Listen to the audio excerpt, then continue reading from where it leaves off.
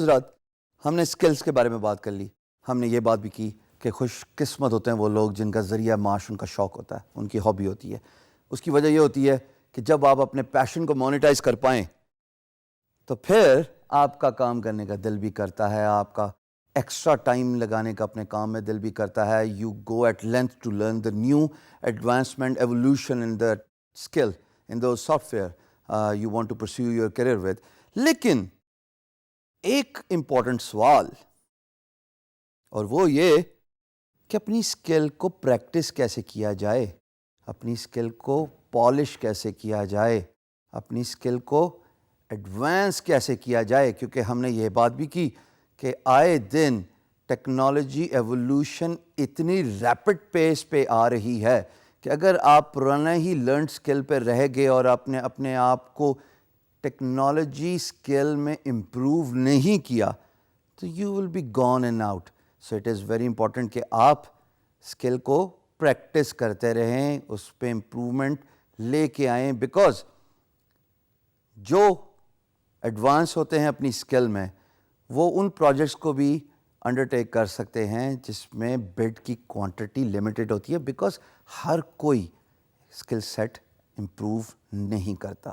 اور یہ ایک کمپیٹیٹیو ایڈوانٹیج ہے جو میں ہمیشہ آپ کو بتاتا رہا ہوں کہ جب آپ اپنی اسکلس کو ایڈوانس کریں گے تو اس کا مطلب ہے کہ آپ ان پروجیکٹس کو بھی بڈ کر سکتے ہیں, ان پروجیکٹس کو بھی سکسیزفلی کمپلیٹ کر سکتے ہیں جس میں کمپٹیشن کم ہے, بیکاز آپ کی مہارت ہے اس پہ.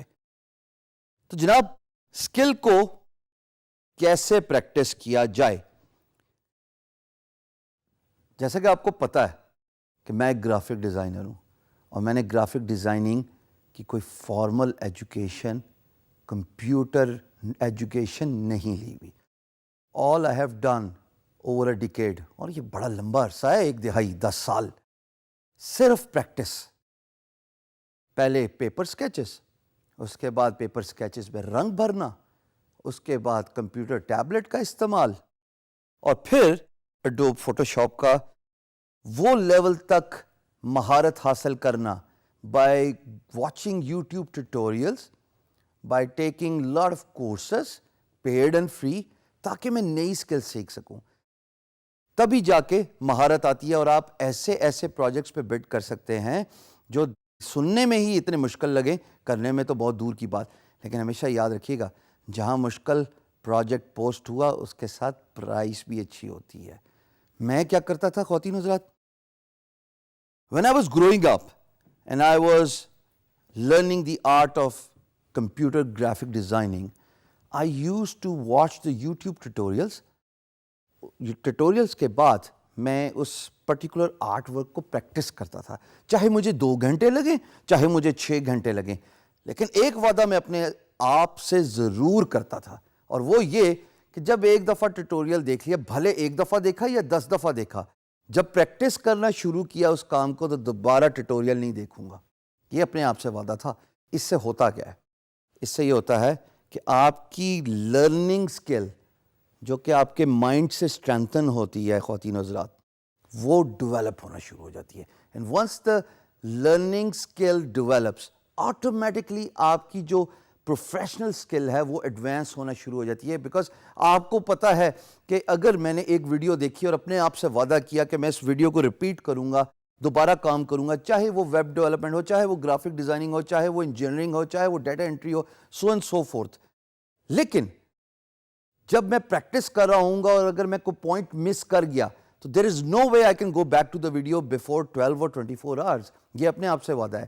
یہ جو آپ سیلف اسیسمنٹ کرتے ہیں اپنی, اور اپنے آپ کو سیلف امپریزمنٹ میں رکھتے ہیں, یہ بہت ضروری ہے. یہ آپ کی لرننگ اسکل ڈیولپ کرتا ہے, یہ آپ کی نالج گریبنگ اسکل انہینس کرتا ہے کہ جناب میں نے 1 دفعہ یا 10 دفعہ جب ویڈیو دیکھنی ہے تو میں نے اتنے غور سے, اتنی کنسنٹریشن سے اس ویڈیو پہ فوکس کرنا ہے, کیونکہ جب میں کام کروں گا تو there is no way I am going to go back to that video. تب تو پھر چیٹنگ ہوگی نا. یہ جب آپ پروسیس ریپیٹ کرتے ہیں اس سے آپ کی اسکل پریکٹس ہوتی ہے, and then you improve your learning skill as well. کہ جناب میں جو دیکھ رہا ہوں اس کو مجھے کنسنٹریشن سے دیکھنا ہے, کیونکہ جب میں کام کروں گا I cannot watch the video again before 12 or 24 hours. Try doing this. It has worked for me.